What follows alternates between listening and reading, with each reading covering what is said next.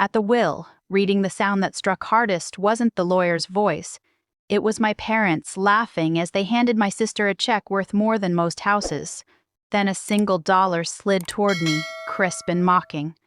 My father didn't blink when he said, "Go earn your own." My mother smirked, almost pleased with herself. Some kids just don't measure up. No one disagreed, not even my sister.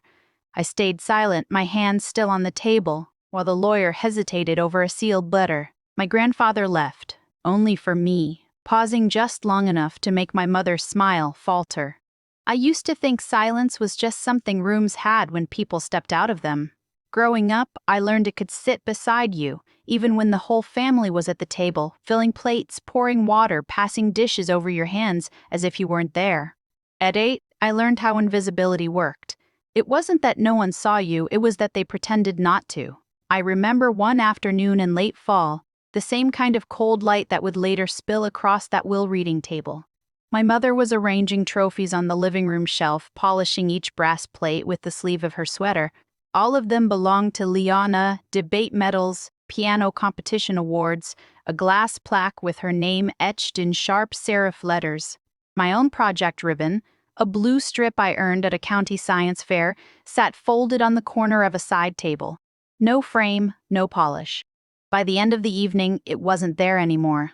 My father always said things like, focus on real achievements, while tapping Liana's shoulder, telling her which internship she'd get, which schools would take her. He spoke to me differently, less like a daughter, more like a placeholder, the one expected to manage the things no one else wanted. Walking the dog, cleaning the yard, returning forgotten items. "You're steady, Julia," he said once, as though steadiness was a consolation prize. But the only person who didn't talk to me that way was my grandfather Walter. His voice was slow, patient, as if he were letting me decide whether his questions deserved answers. He'd take me to the lake house on weekends, the scent of old wood and the quiet thrum of water against the dock settling into my bones. He kept 2 fishing rods, one new one carved with his initials, and always handed me the carved one. People pay attention to the wrong things, he told me. They look at the surface, not the pull underneath. Those afternoons were the only time I felt seen. We'd sit with our lines in the water, letting the wind shift the reflections. He never asked why I was so quiet. He already understood. Once he nudged his chin toward a bird perched on the railing, its feathers ruffled by the breeze. "Watch long enough," he said, "and you notice what others miss." I didn't realize it then, but he was giving me the very skill my family lacked, the ability to read between actions, to track truth in the smallest details. One winter break, when Liana won another award, my parents threw a dinner. Friends filled the house with bright voices and heavy perfumes. I stood in the hallway carrying coats to the back room. As I passed the dining table, I heard my mother laugh softly, the same way she did at the will reading years later. "Julia's fine," she told a guest. "She doesn't need much." That sentence stayed with me longer than any argument could have. It was the moment I understood that in this family, needing nothing meant deserving nothing. It wasn't cruelty, they simply believed their own story about who deserved what.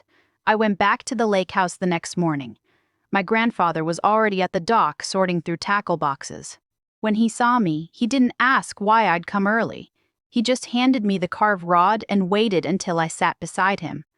The water was still, the air cold, the world honest in a way home never was. That was the day I learned my place in the Hartman family, and the day I realized I would eventually have to choose whether to stay in it. The morning after the will reading, the house felt wrong. Too bright. Too busy. My parents moving through the lake house like surveyors, opening drawers, lifting framed photos, talking numbers as if grief were an accounting category. I stood near the window watching frost melt along the deck rail, trying to quiet the echo of their laughter from the day before. Liana drifted in with a mug she didn't drink from. She hovered beside me like she wanted to say something meaningful, but couldn't risk choosing the wrong words. "It was a shock for all of us," she murmured, eyes fixed on her reflection in the glass. "Not me, us." Even in comfort, she centered herself. My father entered next, carrying a stack of folders from my grandfather's office. He set them on the table and thumbed through the pages with the casual ownership of someone convinced they deserved everything. "We'll sort this," he said, meaning they would. His gaze skimmed past me the way one glances past a coat rack. "Your sister will handle most of the responsibilities."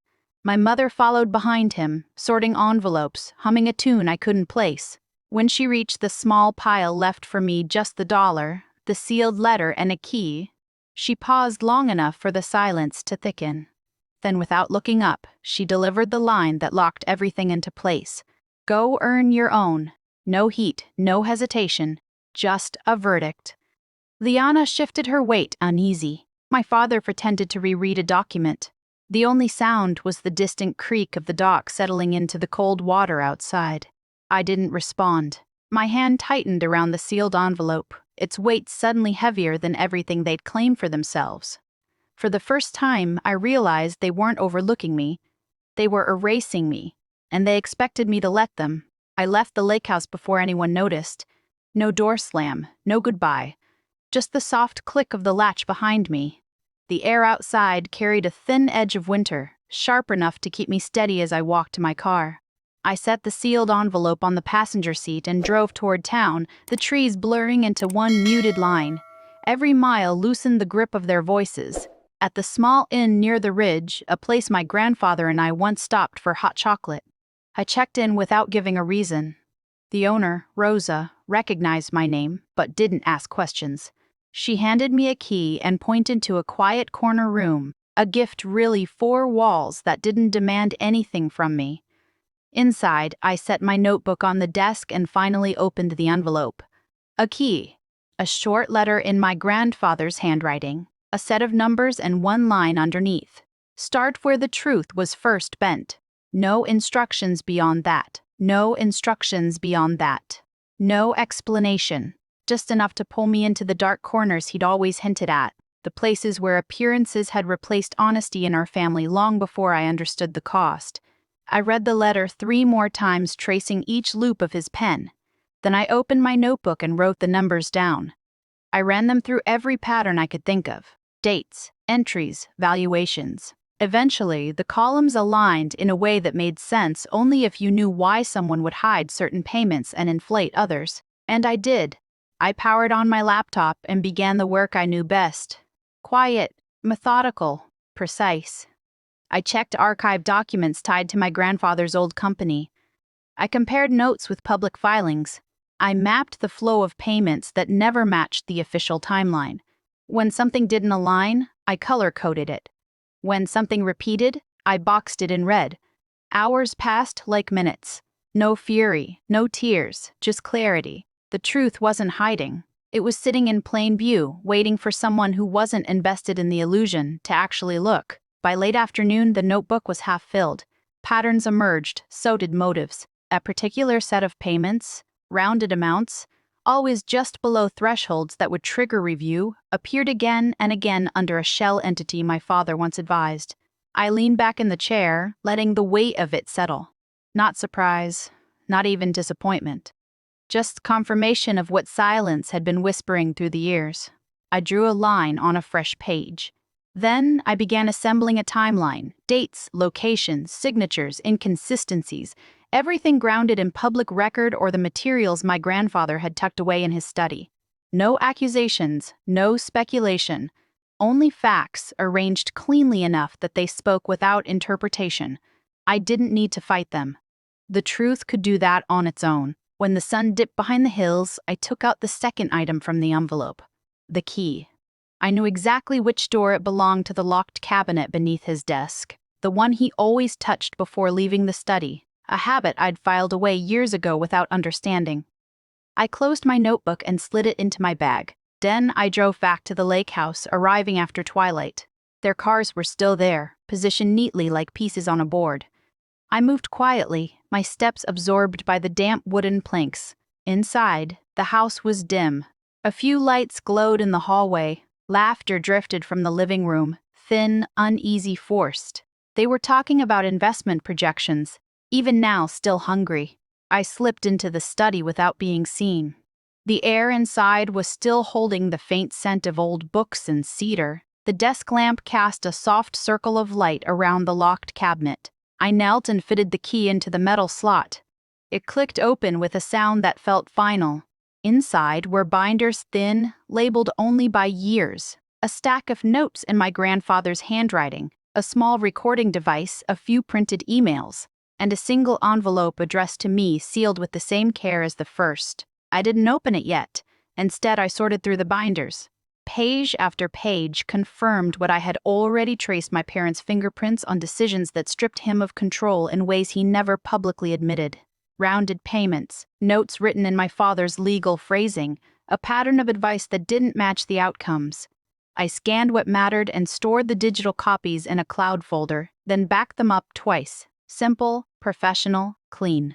In the corner of the study was a camera so small it blended into the wood frame of the bookshelf.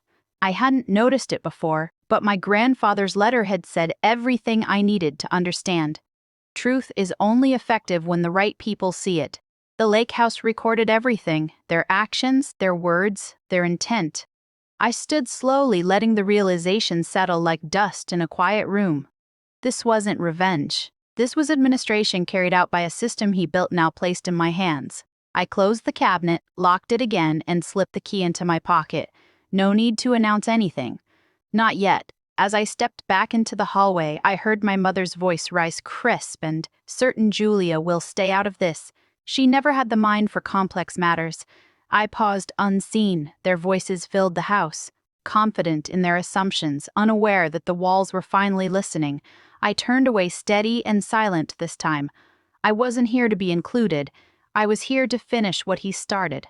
Morning light slid across the lake house floor in a thin, cold line when I returned.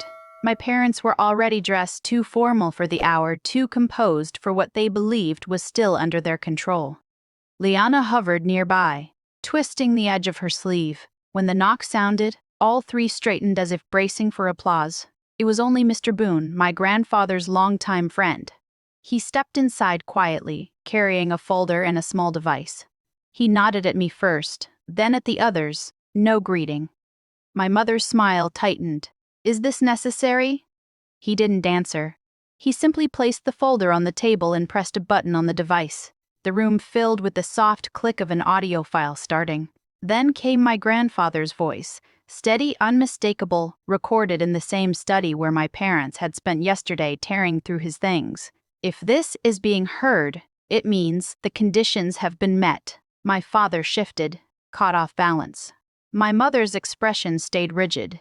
Grandpa continued, "I trusted the people closest to me to handle my work with integrity.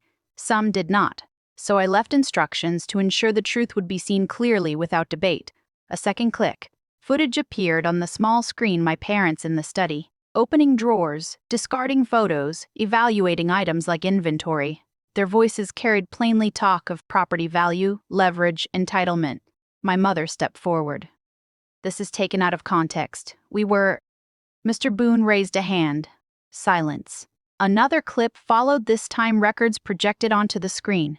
Payments, notes, rounded numbers. The same anomalies I had circled in my notebook. My father's initials appeared more than once. My mother's signature on advisory memos she had always claimed were routine. My father exhaled sharply. "Old paperwork, misinterpreted. This doesn't prove any..." The recording shifted again. My grandfather's voice returned softer, now edged with weariness. "Julia, if you're hearing this, you have already seen what they hoped would never be found. The will reading was not the end. It was the beginning. Everything that comes next relies on what you choose to do with truth that was buried." My mother's composure cracked. A flash of panic cut through her eyes. "Julia, stop this. You don't understand how these things work." But I didn't say a word. Mr. Boone opened the folder, sliding out a set of documents, clean, officials signed long before my grandfather died. "These are the final directives," he said. "Your father and mother retain the properties assigned to them. Your sister retains her trust, but the remainder of the estate, including the controlling interest in your grandfather's research foundation, transfers to Julia alone." My father stood. "Absolutely not. This can be contested." "It can," Boone said calmly. "But if contested, every asset defaults to the foundation in full." That was Walter's stipulation. There is also a clause regarding possible legal review of past advisory work. You know which work he meant. The room quieted. My mother's breath hitched. Liana stared at the floor, cheeks pale. I stepped forward not to speak, but to place the key from the locked cabinet onto the table. A small sound, barely audible. My mother flinched as if it were a gavel. Boone met my eyes. All that's left is acknowledgement. I nodded once, no anger, no victory cry, just the clean click of something falling into place. My parents said nothing, not because they agreed, but because they finally understood there was nothing left to argue. Behind them, the lake outside the window stayed still. The dock didn't creak. Even the house seemed to hold its breath. The reversal wasn't loud. It didn't need to be. I stayed behind after everyone left, letting the lake house settle back into its natural quiet. The air inside still carried the faint smell of cedar and old paper, my grandfather's trace untouched by the storm that had just passed through. I stood by his desk, fingertips resting on the worn edge, the same place he used to tap when he was thinking. Now it felt like a boundary line I'd finally stepped over. Outside, the water barely moved. A thin layer of mist hovered above it, rising and fading in slow breaths.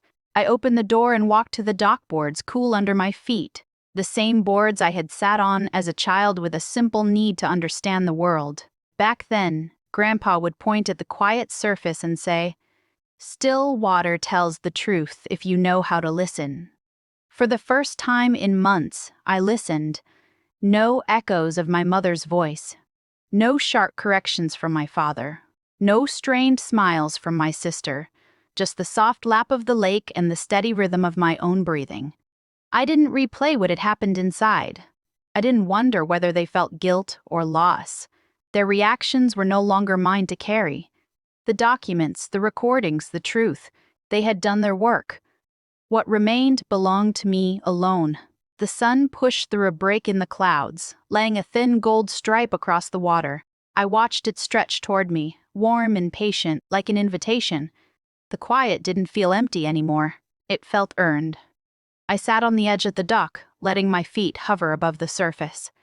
The cold air touched my skin lightly, almost gently, as if the lake itself recognized the shift. For the first time, I felt the beginning not of justice, but of freedom. In the end, it wasn't the documents or the recordings that changed anything. It was the silence that followed, the kind that settles only when truth is no longer questioned. Some endings arrive quietly, some freedoms too. I stepped back from the dock, knowing this time the quiet belonged to me.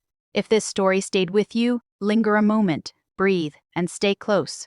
More quiet truths wait for the ones who listen.